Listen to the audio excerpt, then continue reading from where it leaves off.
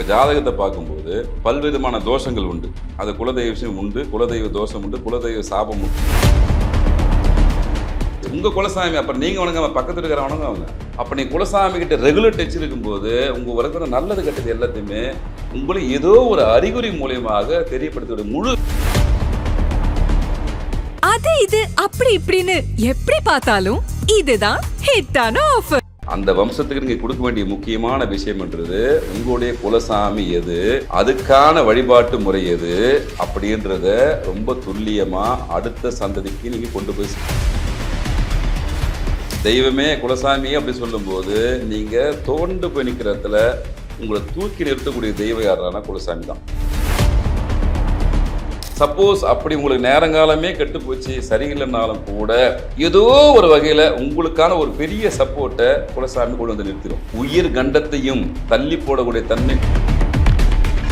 அதனால இந்த பெரும் தெய்வங்களை எப்பவுமே நீங்க இஷ்ட தெய்வம் வழிபடலாமே தவிர குலசாமி வழிபடுறதுக்கான வாய்ப்புகள் குறைவு.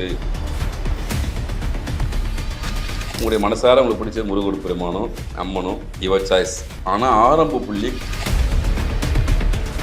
ஆனால் எப்படி கண்டுபிடிக்கலாம்னா நிறைய வழிமுறைகளை சித்தர்கள் கொடுத்துட்டு போயிருக்காங்க. எதையுமே நம்ம சித்தர்கள் இல்லை அப்படின்ற ஒரு விஷயத்த சொல்லலை, ஒரு விஷயத்த தெளிவாக சொல்லிக்கிறாங்க. பௌர்ணமி புண்ணிய ஆத்மாக்கள் வரும், புண்ணிய ஆத்மா தான் உங்கள் குலசாமி. அப்போது பௌர்ணமி நாளில் போய் வணங்குறது சிறப்பு. ரெண்டாவது வீட்டில் இப்போ குலசாமி வீட்டில் எங்கே இருக்கும் அப்படின்னா குறைந்த விலை நிறைந்த தரம், தங்கள் தேவைகள் அனைத்தும் ஒரே இடத்தில். ஜெயச்சந்திரன். வணக்கம் ஐயா. குலதெய்வம்னு சொல்லும் பொழுதே உள்ளுக்குள்ளே மெய் சிலிர்க்குது. நிறைய பேருக்கு குலதெய்வத்தினுடைய அருளை கொண்டு போய் சேர்க்கக்கூடிய தகவல்களை நீங்கள் உலகம் முழுக்க கொண்டு போய் சேர்த்துட்ருக்கீங்க. அதற்கு எங்களுடைய மனமார்ந்த நன்றியை தெரிவிச்சுக்கிறேன். குலதெய்வம் அந்த அளவுக்கு முக்கியம் தானா? குலதெய்வம் ஏன் நாம் வழிபட வேண்டும்? இல்லை, இதுக்கு பொதுவாக என்ன சொல்லுவாருன்னா அது நன்றின்ற ஒரு வார்த்தை தேவையில்லை, இது நம்மளுடைய கடமை. நான் பல பதிவில் இதை பற்றி ரொம்ப தெளிவாக சொல்லியிருக்கேன்னா எனக்கு முன்னோர்கள் சொன்ன விஷயத்தான் சொல்கிறேன். ஃபஸ்ட்டு விஷயம், இன்னும் வெளிப்படையாக சொல்ல போனால் நீங்கள் உங்கள் சந்ததிக்கு சொத்து அசையா சொத்துக்களை சேர்த்து வைப்பதை விட இந்த சொத்தை கொடுத்துட்டு போங்க அப்படின்னு தான் வலியுறுத்துகிறோம். உங்கள் குலசாமி யாருன்னு உங்கள் வம்சத்துக்கு சொல்லிட்டு போங்க. அது ஒரு தெய்வத்தை அந்த வம்சத்தில் அந்த நபர் பிடிச்சிட்டாவே அவருக்கான எல்லா விஷயத்தையும் தேவைகள் பூர்த்தியாகக்கூடிய அனைத்து விஷயங்களுமே குலதெய்வம் தரும். அதனால் நீங்கள் உழைச்சி ரொம்ப ஒரு வீடு கட்டித்தருது, ஒரு மாளிகை கட்டித்தருது, ஒரு கார் வாங்கி தர்றது, இது அனைத்தையும் விட அந்த வம்சத்துக்கு நீங்கள் கொடுக்க வேண்டிய முக்கியமான விஷயம்ன்றது உங்களுடைய குலசாமி எது, அதுக்கான வழிபாட்டு முறை எது அப்படின்றத ரொம்ப துல்லியமாக அடுத்த சந்ததிக்கு நீங்கள் கொண்டு போய் சேர்க்கணும், கொடுக்கணும். இதுதான் மிகப்பெரிய கடமை. அப்போது இந்த கடமை நிறைய பேருக்கு தெரியுது, நிறைய பேர் தெரியல. சொல்லும்போது நம்ம இதை பிரதானமாக வலியுறுத்துகிறோம். ஏன் அப்படின்னு மனசுக்குள்ளே ஓடும்போது என்ன விஷயங்கள் வருது அப்படின்னா, சரி 1000 தெய்வங்களை வழிபடும் போதும் ஒரு சில இடர்பாடுகள் மனிதனுக்கு வருது. கிரக ரீதியாக கோச்சார கிரகங்கள் மாறும்போதும் மனிதனுக்கு இடர்பாடுகள் வருது, துன்பங்கள் வருது. அதுக்கு ஒரு வகையில் ஜாதகம் பார்க்கும்போது நம்ம கர்ம வினை காரணமாக இருக்கும், பித்ரு தோஷம் மற்ற தோஷங்கள் காரணமாக இருக்கும். அது ஒரு வகையில் உண்மைதான். ஆனால் அதையும் தாண்டி நம்ம அந்த துன்பத்தை தாங்கக்கூடிய பக்குவம், அதிலிருந்து மீளக்கூடிய ஒரு விஷயம், அதுக்கான தேடுதலுக்கான விடை, இதெல்லாம் நம்மளுக்கு யார் கொடுப்பா? ஒரு மாரல் சப்போர்ட்டாக யார் கொடுப்பான்னா குலதெய்வம் மட்டும்தான் கொடுக்கும். வேறு யார் தரத்துக்கு வாய்ப்பே இல்லை. தெய்வமே குலசாமி அப்படி சொல்லும்போது நீங்கள் தோண்டு போய் நிற்கிறதுல உங்களை தூக்கி நிறுத்தக்கூடிய தெய்வம் யாரானா குலசாமி தான். இது எனக்கு என்னுடைய வாழ்க்கை அனுபவத்தில் பல விஷயங்களை நான் பார்த்துருக்கேன், அவ்வளோ விஷயத்தை பார்த்துருக்கேன். அதனால் அது ஏன் இது இவ்வளோ உணர்வுபூர்வமாக நம்ம ஒவ்வொரு இடத்துல இதை பதிவு பண்ணுறோம் அப்படின்னா அந்த முன்னோர்கள் தான். நம்ம வேறு யாரும் கிடையாது, நம்ம குலசாமின்றது நம்மளோட முன்னோர்கள். இதில் நம்ம பெருசாக ரொம்ப ஆராய்ச்சியெல்லாம் பண்ண தேவையில்லை. நமது டிஎன்ஏ நமது முன்னோர்கள் தான் ஒரு பீரியடில் அவங்க செஞ்ச புண்ணியத்தின் அடிப்படையில் புண்ணிய ஆன்மாக்களாக மாறுறாங்க. அந்த புண்ணிய ஆன்மாக்களை தான் அதுக்கப்புறம் நம்ம ப்ரமோஷன், ஆஃபீஸ் ப்ரமோஷன் மாதிரி தான் தெய்வங்களும் ஒரு நிலை, ஒவ்வொருத்தரும் ஒரு நிலையை கொடுக்கும். அப்போது குலசாமியின் நிலையை ஒருத்தர் கொடுத்துரும். அதுக்கப்புறம் சித்தர், முனிவர், மகரிஷி, இப்படி ஒவ்வொரு கேட்டகரி இருக்குது. அந்த நீங்கள் தெய்வத்தோட அணுகிற முறை, நீங்கள் செய்கிற செயல்படுற அடிப்படையில் தான் உங்கள் ப்ரமோஷன் கடவுள் கொடுப்பார். அது நல்ல ஆன்மாவாக ப்ரமோஷன் ஆகிறதுக்கான விஷயங்கள். இப்போ நீங்கள் கோயிலுக்கே போய் தெய்வம் கும்பிடும்போது அந்த தெய்வத்தை சுற்றி என்ன இருக்கும்? அந்த இடத்துல புண்ணிய ஆத்மாக்கள் இருந்தால் கோயில், அங்கே புண்ணிய ஆத்மா தான் இருக்கும். நீங்கள் சிலை வடிவத்தில் சொல்கிற விஷயம் வேறு. ஆனால் யார் இருப்பாங்கன்னா புண்ணியம் செய்த ஆத்மாக்கள் இருக்கும். அப்போது நீங்கள் சொல்ல அப்போ அந்த புண்ணிய ஆத்மாக்கள் தான் உங்களுடைய பிரார்த்தனையை ரிசீவ் பண்ணிக்கும். அப்போ நீங்கள் குலசாமி கிட்ட கொடுக்குற கோரிக்கை எங்கே வந்து ரிசீவ் ஆகும்னா இவங்ககிட்ட போய் தான் இறைவன்கிட்ட போகும். நம்ம தான் திரும்ப திரும்ப ஏன் வலியுறுத்துறோம்னா, உங்களுடைய கோரிக்கை வாழ்வியலில் நடக்கக்கூடிய நல்ல விஷயங்கள் எதுவாக இருந்தாலும் முதல் விஷயம் குலசாமி மட்டும்தான். அங்கிருந்து ஒரு விஷயத்தை தொடங்கும் போது உங்களுக்கு தோல்வி ஏற்படுறதுக்கான வாய்ப்புகள் மிக மிக மிக குறைவு. சப்போஸ் அப்படி உங்களுக்கு நேரங்காலமே கெட்டு போச்சு சரியில்லைன்னாலும் கூட ஏதோ ஒரு வகையில் உங்களுக்கான ஒரு பெரிய சப்போர்ட்டை குலசாமி கொண்டு வந்து நிறுத்திடும். உயிர் கண்டத்தையும் தள்ளி போடக்கூடிய தன்மை குலசாமிக்கு உண்டு. ஏன்னா அவங்க புண்ணியத்தையும் உனக்கு கொடுத்து காப்பாற்றக்கூடிய வலிமை யாருக்கிட்ட உண்டுன்னா குலசாமிக்கு மட்டும்தான் உண்டு. நம்ம கர்ணநாதன் சொல்லுவோம், ஜாதகத்தில் சொல்லுவோம் இல்லையா, ஒரு வகையில் நம்ம கர்ணநாதன் குலசாமி தான். அப்படி தான் கன்வெர்ட் ஆகி வரும். நீங்கள் குலசாமி வந்தாலும் உங்கள் ஜாதகத்தில் அடிப்படையாக தெரிஞ்சுக்கலாம். இவங்களும் அந்த லிஸ்ட்டில் வருவாங்க. ஆனால் திரும்ப திரும்ப ஒரு தெய்வத்தை இருக்க பிடிங்க, அதுக்கப்புறம் இஷ்ட தெய்வ வழிபாடை எத்தனை தெய்வத்தோடனே வழிபடுங்க, தப்பு கிடையாது. அது உங்களுடைய விருப்பம். உங்களுடைய மனசார உங்களுக்கு பிடிச்ச முருகோடு பெருமானோ அம்மனோ யுவர் சாய்ஸ். ஆனால் ஆரம்ப புள்ளி குலசாமியாக இருக்க வேண்டும். அதுலேருந்து தொடங்கி மற்ற விஷயத்தை பண்ணும்போது உங்கள் வாழ்க்கை சுபிட்சமாக இருக்கும். அது 500% 1000% உண்மை, நேசர உண்மை. நம்ம முன்னோர்கள் அனுபவித்த விஷயத்தை நம்ம கொடுத்துட்டு போயிருக்காங்க. அந்த விஷயத்தை எல்லாரும் அனுபவிக்கணும் தான் நம்முடைய ஒரே ஆசை. சுவாமிகளிடம் நிறைய கேள்விகள் இருக்குது. குலதெய்வத்தை எப்படிலாம் வழிபடணும், அதற்கு முன்ன ஒரு குழப்பம் இருக்குது. குலதெய்வம் எதுன்னு தெரியாமல் நிறைய பேர் மறைக்கப்பட்டிருக்காங்க, மறந்தும் போயிருக்காங்க. எனக்கு தெரிஞ்ச ஒரு குடும்பம் இஷ்ட தெய்வத்தை தான் குலதெய்வம் நினச்சி இவ்வளோ நாள் வணங்கி எனக்கு எந்த பலனும் கிடைக்கல அப்படின்னும் பொழுது தான் அவங்களுடைய குலதெய்வம் வேற, சொந்தக்காரங்கள்லாம் அதை மறைச்சிருக்காங்க அப்படின்றது தெரிய வந்தது. இப்போ குலதெய்வத்தை எப்படி அவங்க தெரிந்து கொள்வது, அறிந்து கொள்வது? இல்லை, இப்போ நிறைய பேர் வீட்டில் இந்த குழப்பம் இருக்குது. பெரும் தெய்வங்களே குலசாமி வழிபடுறாங்க. நான் இதையும் ஆய்வு பண்ணி போய் பார்த்தேன். பெருந்தெய்வங்கள் குலசாமி வர்றதுக்கான வாய்ப்புகள் இல்லை. ஏன்னா அவங்க தெய்வங்களே பெரும் தெய்வங்கள். இப்போ உதாரணமாக சொன்னால் சிவபெருமானும் பெருமாளும் நேரடியாக வர முடியாது. ஆனால் பெருமாள் அம்சத்தில் வருவாங்க, சிவன் அம்சத்தில் வருவாங்க. அந்த அம்சம் தான் அங்கே வருமே தவிர நேரடியாக சிவபெருமானத்தை குலசாமி வர்றதுக்கு வாய்ப்பு இல்லை. மும்மூர்த்திகள் எல்லாமே பெரும் தெய்வங்கள். ஒரு குலத்துக்காக மட்டுமே அவங்க இருக்கிறதுக்கான வாய்ப்புகள் ப்ராக்டிக்கலாகவே இருக்காது, அதுக்கு வாய்ப்பு இல்லை. பட் அவங்களுடைய அம்சங்கள் வரும். இப்போது பெருமாள் வம்சத்தில் வரும்போது விஷ்ணு, மகாலட்சுமி, ராஜராஜேஸ்வரி, இந்த மாதிரி நிறைய அம்சங்கள் இருக்குது. மகாலட்சுமி தாயார் நிறைய பேருக்கு உண்டு. இவங்கெல்லாம் சைவ லிஸ்ட்டில் வந்துடுவாங்க. அசைவம் அப்படின்னா சிவனுடைய வம்சத்தில் வர உத்திர வம்சத்தில் வர எல்லாமே ஐயனார், கருப்புசாமி, ஒண்டிமுனி, இது எல்லாமே அசைவ லிஸ்ட்டில் வந்துடும். முருகப்பெருமானும் வருவார் ஒரு கட்டத்தில். முருகப்பெருமான் ஹெட் ஆஃப் த டிபார்ட்மெண்ட் குலசாமி விஷயத்தில் அவரும் வருவார். அவருடைய தளபதியான வீரபத்திரர் அங்கே வருவார், அவர் அசைவம். இப்படி இந்த விஷயங்கள் உண்டு. அதனால் இந்த பெரும் தெய்வங்களை எப்பவுமே நீங்கள் இஷ்ட தெய்வம் வழிபடலாமே தவிர குலசாமி வழிபடுறதுக்கான வாய்ப்புகள் குறைவு. ஆனால் எப்படி கண்டுபிடிக்கலாம்னா நிறைய வழிமுறைகளை சித்தர்கள் கொடுத்துட்டு போயிருக்காங்க. எதையுமே நம்ம சித்தர்கள் இல்லை அப்படின்ற ஒரு விஷயத்த சொல்லலை. ஒரு விஷயத்தை தெளிவாக சொல்லிக்கிறாங்க, கர்மாவை முழுமுழுமையாக போக்க முடியாது. யாராலையும் எவராலையும் எந்த சூழ்நிலையும் கர்மாவை முழுமையாக போக்க முடியாது. அந்த தாக்கத்திலேருந்து குறைக்க முடியுமானா முடியும். தாக்கத்துலேருந்து தப்பிக்கிச்சுக்கு எப்படின்னா, இப்போ மழை வருதுன்னா ஒரு குடை போல தான் உங்களுடைய பரிகார முறைகள். ஒரு ஃபஸ்ட் எய்டு, அவ்வளோதான். நீங்கள் ஃபஸ்ட் எய்டை நம்பியே உட்காந்திங்கன்னா வேலைக்கு ஆகாது. அது மாதிரி தான் உங்களுக்கு ஃபஸ்ட் எய்டு முதல் சாமின்றதே குலசாமி. இதை கெட்டியமாக பிடிங்க, உங்களுக்கு வாழ்நாள் முழுக்க கை கொடுக்கும். அப்படின்னா உங்கள் ஜாதக அடிப்படையில், அது குறிப்பாக ஆண் ஜாதகத்தின் அடிப்படையில் உங்கள் குலசாமியாரும் தெரிஞ்சிக்க முடியும். அமானுஷ சக்தி தெய்வ வழிபாட்டு மூலியமாக தெரிஞ்சிக்க முடியும். பிரசன்னத்தின் மூலியமாக தெரிஞ்சிக்க முடியும். எது எப்படி இருந்தாலும் நான் இப்போ இந்த மாதம் முகாம் போட்டிருக்கேன். 12, 13ஆம் தேதி திருவண்ணாமலையில் குலசாமியை தெரிஞ்சுக்கிறதுக்கு வாங்க, இலவசமாக பார்த்து சொல்கிறேன் அப்படின்னு 2 நாள் கேம்ப் போட்டிருக்கேன். ஏற்கனவே நிறைய போட்டிருக்கேன். இந்த அக்டோபர் மாதம் போட்டிருக்கேன். ஏன் அப்படின்னா, இவங்களுக்கு எதை கொடுத்தா நல்லா இருக்குன்னு ஒவ்வொரு முறை ஆய்வு பண்ணும்போது குலசாமி முதல்ல கொடுத்துருவோம், மீதி அவங்க பார்த்துக்குவாங்க அப்படின்னு என்னுடைய ஆத்ம திருப்திக்காகவே அவ்வப்போது நான் முகாம் எடுத்துறேன். அப்போ இந்த மாதிரி சமயத்தில் என்னென்னா, கண்டிப்பாக பிரசனத்தில் கிடைக்குமானா கிடைக்கும், ஜாதகத்து மூலியமாக கிடைக்கும்னா கிடைக்கும். நிறைய ஊரில் குறி பார்ப்பாங்க, கிடைக்குமானா கிடைக்கும். எப்படி இது கிடைக்கும் அப்படின்னா நிறைய பேருக்கு இந்த சந்தேகம் வரும், எப்படி இது கரெக்டாக கிடைக்குதுன்னா ஒன்றும் கிடையாது. நம்ம சயின்ஸில் நிறைய விஷயம் படிச்சிருப்போம். நீ எதை தேடிக்கொண்டு இருக்கிறாயோ அது ஒன்று தேடிக்கொண்டு இருக்குன்னு சொல்லுவாங்க, பொதுவான விதி. நீங்கள் உண்மையிலே உளமாற எனக்கு குலசாமி தெரியல, நான் தெரிஞ்சுக்கணும்னு சொல்லிட்டு எவ்வளோ ஆர்வமாக அந்த இறை பிரார்த்தனையோட நிற்கிறீங்களோ எங்கேயாவது ஒரு இடத்துல உங்களுக்கு வழி காமிச்சிடுவார். யார் மூலியமாக எக்ஸார்வை அந்த தெருவில் திடீர்னு ஒருத்தன் போயின்னு இருப்பான், அவனு சொல்லுவான், இல்லை பாட்டி யாராவது சொல்லுவோம், இல்லை குருபாரன் சொல்லுவாங்க, இல்லை ஜோசியர் யாராவது சொல்லுவோம். ஏதோ ஒன்று உங்களுக்கு ஒரு இண்டிகேஷனை கனவு மூலியமானவோ அமானுஷ மூலியமாக கொடுத்துரும்.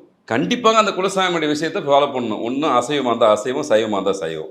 இது நம்ம திரும்ப சொல்கிறது என்னன்னா, அந்த முறைகளை மாற்றாதீர்கள். இது அசைவ சாமியாக இருந்தால் நீங்கள் இப்போ நீங்கள் டயட் இருக்கீங்க, ஓகே எனக்கு நான் அசைவம் சாப்பிட மாட்டேது உங்களோட சுய விருப்பம், தப்பு இல்லை. ஆனால் அங்கே போகும்போது அந்த முறை என்னவோ அதை மட்டும் தான் செயல்படுத்தணும். அங்கே எந்த மாற்றமே இருக்கும் மாற்றம் செய்யறதுக்கான அதிகாரம் உங்களுக்கு கிடையாது. உங்கள் டிஎன்ஏ சம்மந்தப்பட்ட விஷயம் எது அங்கே என்ன முறையோ அதை பண்ணணும். முதல்ல தெரிஞ்சுக்காங்க. 6 மாதத்துக்கு ஒரு முறையோ 3 மாதத்துக்கு ஒரு முறையோ குடும்பத்தோடு போங்க. இப்போ நம்மளுக்கு பெரிய கிஃப்ட் நிறைய பேருக்கு குலசாமி அவன் ஊர்லேயே இருக்கும், அவ்வளோ நல்ல விஷயம். ஆனால் அடிக்கடிக்கு போங்க, டச் பண்ணிக்கங்க. ஏன்னா உங்கள் சொந்த பந்தம். அவங்கள எப்படி வழிபடுறதுன்னா எனக்கு தெரிஞ்சு சித்தரில் சொன்ன எளிமையாக சொல்லிடுறேன் இந்த விஷயத்த. இது நிறைய ஏன்னா இந்த குலசாமியில் ஒவ்வொரு அந்தந்த ரீஜனில் ஒரு சில மாதிரி வழிபடுவாங்க. ஒரு இடத்துல செடியை வச்சு வழிபடுவாங்க, ஒரு இடத்துல செங்கல் வச்சு வழிபடுவாங்க, ஒவ்வொருத்தில் பாதாளத்தில் போய் நின்று வழிபடுவாங்க. பகல் நேரத்தை தான் இரவு நேரத்தில் வழிபடுற கோயிலும் உண்டு.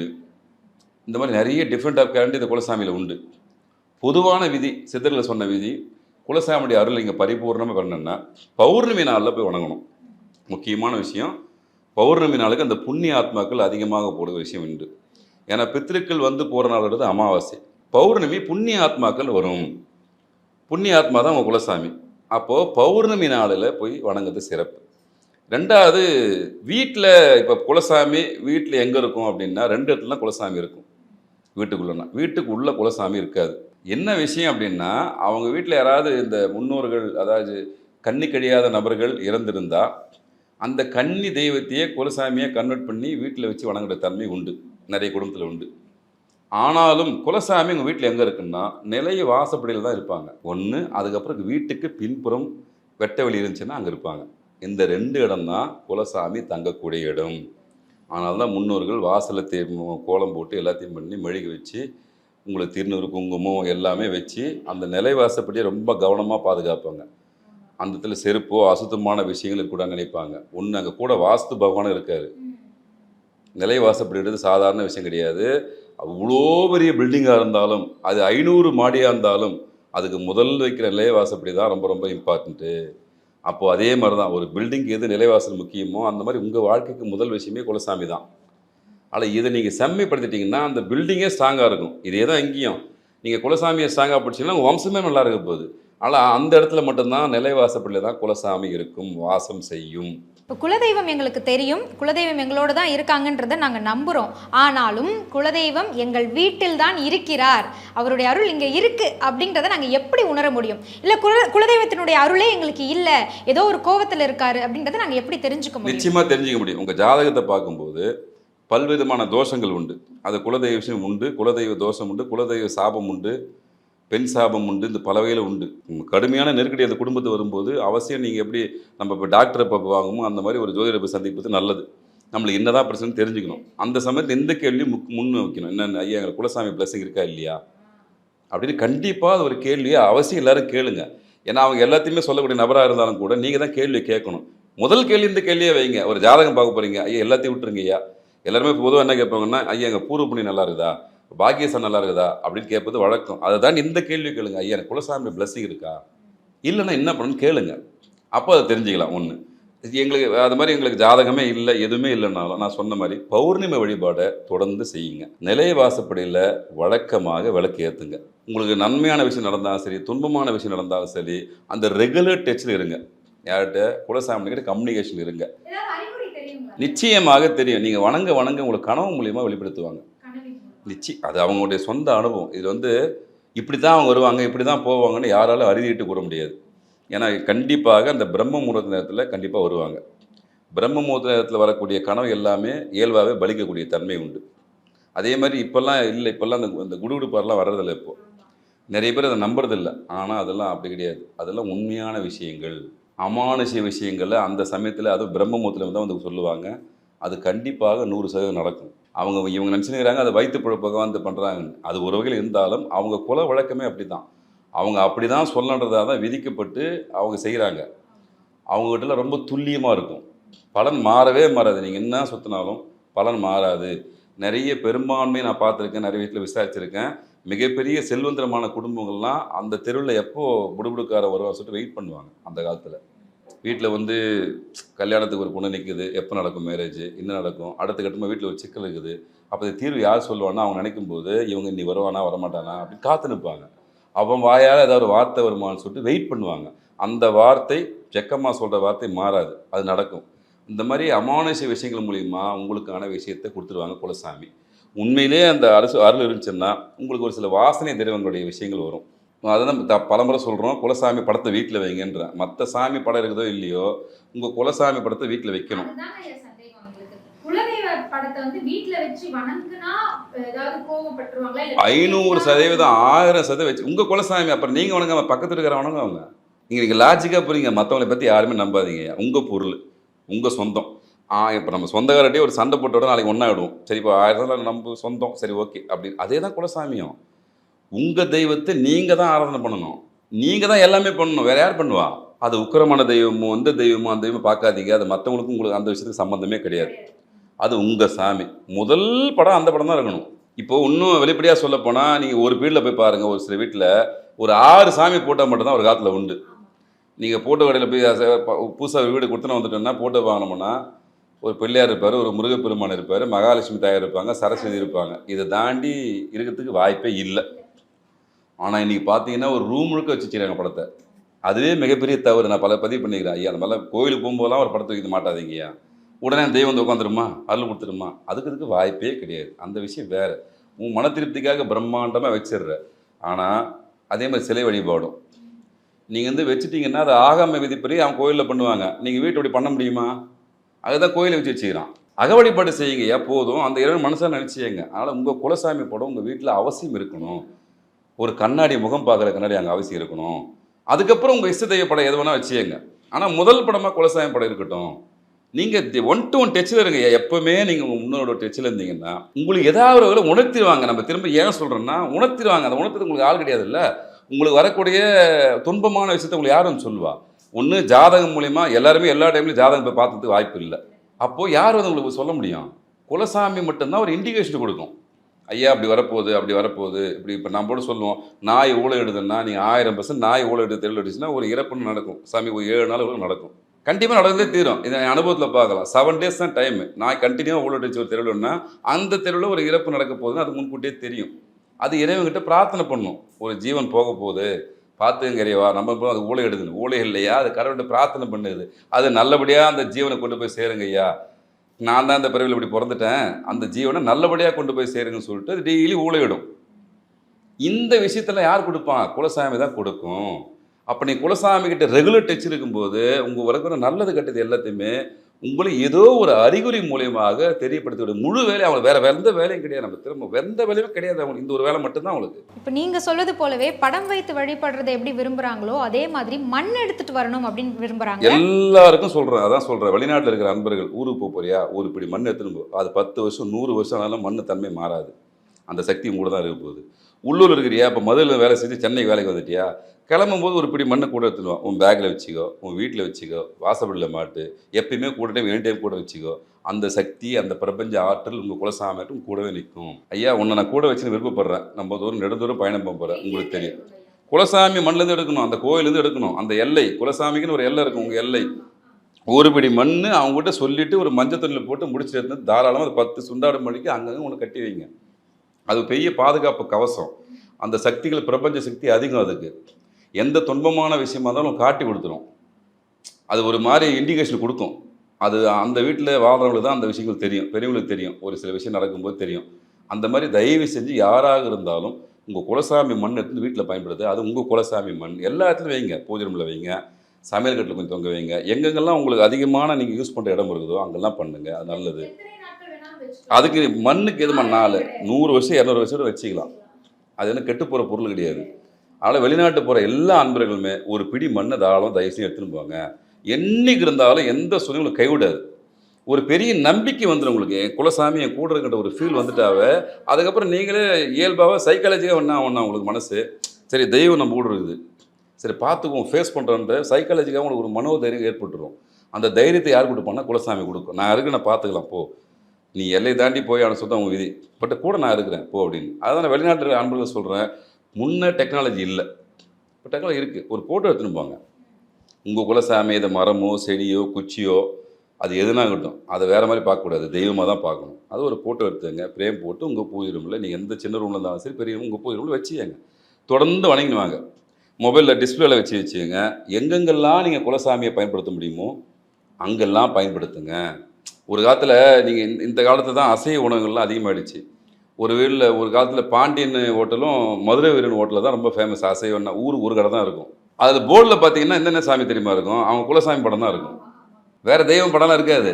அவங்க 1000 தெய்வம் கும்பிட்டாலும் அவங்க ஊரில் எந்த ஊரில் வந்து கடை தந்தாலும் முதல்ல அவங்க குலசாமி போட்டோ வச்சு தான் பேரே வேற மதுரை வீரன் ஹோட்டலு அப்படின்னு தான் இருக்கும். கருப்புசாமி ஹோட்டலு அப்படின்னு இருக்கும். என்ன விஷயம்னா குலசாமி மட்டும்தானே அவங்களுக்கு பிரதான தெய்வம் அவங்களுக்கு தெரியும். உணர்ந்தாங்க, வளர்ந்தாங்க, அதை எல்லாத்தையும் இம்ப்ளிமெண்ட் பண்ணான். அதனால தான் அந்த முன்னேறிகள் எல்லாருமே பேரை பற்றி கவலையப்பட மாட்டாங்க. கருப்புசாமியா கடைசி வரைக்கும் அந்த பேர் தான் வச்சுன்னு இப்போ மாற்றலாம் மாட்டான். அவனுக்கு தெரியும் என் கருப்புசாமியை கூட இருக்கேன், அது என்ன பண்ணாது. மாயாண்டி தான் என் பேர் மாயாண்டி தான், நான் அப்படி தான் வச்சுருப்பேன். ஒரு பகுதியிலலாம் போனீங்கன்னா ஒட்டு மொத்தமாக அவங்களுக்கு பேரே குலசாமி பேர் தான் இருக்கும். எந்த சூழ்நிலையும் மாற்ற மாட்டாங்க. ஏன்னா அந்த குடும்ப வம்ச விருத்திக்கு அது எவ்வளோ உதவி இருக்குன்னு அவங்களுக்கு தெரியும். நம்மளுக்கு ஒன்று அந்த பேர் ஒன்று என்னடா மாயாண்டி வச்சுருக்கிறான், கந்தசாமி வச்சுருக்கிறான், முன்சாமி வச்சுருக்கிறான் சொல்லி நம்ம நினைப்போம். அது இல்லை அர்த்தம். அவனை வம்சாவழியே காக்கக்கூடிய தெய்வம் அவன் குலசாமி அவனுக்கு தெரியும். அதனால் அவன் எந்த ஒரு தூரத்தில் வந்து வேலை செஞ்சாலும் அந்த பெயரை மாற்றாமல் வேலை செய்வான். அப்போ அவனை காப்பாற்றுச்சு. இன்றைக்கி நம்ம வாழ்வியில் நமக்கு தேவைக்காக ஒரு சில விஷயத்தை மாற்றிக்கிறோம். ஐயா, அதே போல் வீட்டில் பெண்மணிகள் இந்த செம்பு நீர் வைத்து குலதெய்வத்தை வணங்கணும்னு நினைப்பாங்க. அந்த வழிமுறையை பற்றி கொஞ்சம் இல்லை, இது வழக்கமாக பௌர்ணமியில் செய்யக்கூடிய விஷயம். அது எல்லா தெய்வத்துக்கும் செய்யலாம், அவனுக்கு குலசாமிக்கு செய்யலாம். பௌர்ணமி அன்னைக்கு முழு நிலவு வெளிச்சத்தில் ஒரு செம்பு பாத்திரத்தை தண்ணி வச்சிடணும். அது மொட்டை மாடி இருந்தால் ரொம்ப பெஸ்ட்டு. அந்த நிலவு ஃபுல்லாக அது மேல் படணும். ஒரு கர்ச்சீப்பை போட்டு மூடி வச்சுருங்க தூசு படாமல் இருக்கிறதுக்கு. காலையில் என்ன பண்ணுங்கள், அதை எடுத்து ஃபில்டர் பண்ணி பூஜை ரூம் வச்சு வணங்க ஆரம்பிங்க. அதில் என்ன பண்ணணும்னா உங்கள் குலசாமி நினச்சி உங்கள் வீட்டில் கிணறு இருந்துச்சுன்னா இதில் ஒரு பாட்டு தண்ணி அந்த கிணத்துல கலந்துருங்க. ஏதாவது பியூரிஃபைட் வச்சுன்னு இருக்குங்க, அதில் எதுவும் கொஞ்சம் கலந்துருங்க. எங்கெங்கெல்லாம் நீங்கள் பயன்படுத்துகிற பொருள் இருக்கோ அந்த பொருளை அந்த தண்ணியை கலந்துருங்க. எப்போ வரைக்கும் இதை யூஸ் பண்ணணும் அப்படின்னா அடுத்த பௌர்ணமி வரைக்கும் இந்த தண்ணி யூஸ் பண்ணணும். எப்படி கங்காத திட்டம் வந்து பயன்படுத்துவோமோ அந்த மாதிரி புனித நீர் இது. உங்கள் குலசாமி நினச்சி ப்ரேயர் பண்ணுற பௌர்ணமி பண்ணிங்கன்னா அந்த புண்ணிய ஆன்மாக்கள் வந்து இறங்கிடும். இது எல்லா தெய்வத்துக்கும் பண்ணலாம். சித்தர் வழிபாட்டு முறையும் பொருந்தும், உங்கள் இஷ்ட தெய்வ வழிபாட்டுக்கும் பொருந்தும். பிரதானமாக நம்ம சொல்கிறது குலசாமிக்கு அந்த ஃபுல் வைப்ரேஷன் இறக்குங்க. நைட்டு ஃபுல்லாக மேலே இருக்கட்டும் மொட்டை மாடியில். வெடிய காலம் போய்ட்டு எடுத்துன்னு வந்து ஃபில்டர் பண்ணி எங்கெங்கெல்லாம் கலந்து பயன்படுத்தணுமோ அங்கே கலந்து வச்சுருங்க. முக்கியமாக கிணறுகளுக்கு தாராளமாக பாதி தண்ணியை ஊற்றிடுங்க. நீங்கள் யூஸ் பண்ண அது சுபிட்சமான விஷயங்களாக மாறும். எல்லா இடத்துலையும் இந்த சக்திகள் வந்து நிறைவேறுக்கும். அது கங்கை தேவிக்கு பிரதானமாக நிறைய சக்தி உண்டு. பாவத்தை போக்கக்கூடியது, எல்லாத்தையுமே போக்கக்கூடியது கங்கா பவானி தான். கங்கா சன்னே தெரியும் சொல்லுவாங்க. நீங்கள் முதல்ல போனாலும் எங்கே முன்ன கோயிலுக்கு எங்கே போனாலும் முதல்ல தண்ணியை என்ன பண்ணணும், தலையில் தெளிச்சு தான் அதுக்கப்புறம் காலை கழுவணும். கங்கா தேவின்னு சொல்லிட்டோம்மா பார்த்துக்கம்மா அப்படின்னு சொல்லிட்டு நமஸ்காரம் பண்ணிவிட்டு தலையில் தெளிச்சு தான் அதுக்கப்புறம் போய் காலை கழுவணும். அதில் கங்கைக்கு அவ்வளோ தன்மை உண்டு. இதில் கூடுதலாக வந்து குலசாமியோட அருள் அது இருக்கும்போது அது புனித நீராக மாறிவிடும். நிறைய படத்தில் பார்ப்பீங்க, அந்த பேய்கி ஓட்டத்துக்குலாம் கூட தண்ணியை தெளிப்பாங்க. அது நம்ம பார்க்கறதுக்கு விளையாட்டு கிடையாது. ஏன் அந்த தண்ணிக்கு அவ்வளோ மகத்துவம் உண்டு. அது நீங்கள் பிரார்த்தனை பண்ணுற தண்ணி குலசாமியோட அருள் இருக்கும்போது உங்கள் வீட்டில் ஏதாவது உடம்பு சரியில்லைனாலும் 2 சொட்டு அதை கலந்து அவங்களுக்கு தண்ணி கொடுத்து மாத்திரை கொடுத்தீங்கன்னா அது குணமாகும். சீக்கிரமாக குணமாக்குற விஷயத்தை குலசாமி கொடுக்கும். அப்போ அது சமையலுக்கு பயன்படுத்திங்களா அந்த தண்ணியை பயன்படுத்துங்க. அதே மாதிரி கல்லு வச்சு படைங்க. குலசாமிக்கே பிரம்மமுகூர்த்த டைமில் ஒரு கல்லு வச்சு படைங்க. சாமி நீங்கள் வரம் கொடுங்க சாமி, அந்த கல்லுப்பு எடுத்து உணவுக்கு பயன்படுத்துங்க. இவ்வளோ விஷயத்தையும் நம்ம முன்னோர்கள் உங்ககிட்ட தெரிஞ்சே தெரியாமையே வாழ்வியல் ரீதியாகவே அந்த பயன்படுத்தக்கூடிய பொருட்கள்லேயே உங்களுக்கு எல்லா தன்மையும் கொடுத்துட்டான். இன்னொன்று தெரிஞ்சு செய்யும்போது அவனுக்கு இன்னும் ஆத்மாத்மா இருக்கும். தெரியாதவங்க தயவு செஞ்சு பயன்படுத்திங்க. பௌர்ணமியை மிஸ் பண்ணாதீங்க. ஒவ்வொரு பௌர்ணமிக்கும் இந்த தண்ணியை பயன்படுத்தும் போது யூஸ்வலாகவே உங்கள் வீடு முழுக்க அந்த குலசாமியோடைய அருள் நிறைந்திருக்கும். அது இது அப்படி இப்படின்னு எப்படி பார்த்தாலும் இதுதான் ஹிட்டான ஆஃபர். குறைந்த விலை, நிறைந்த தரம், தங்கள் தேவைகள் அனைத்தும் ஒரே இடத்தில். ஜெயச்சந்திரன்.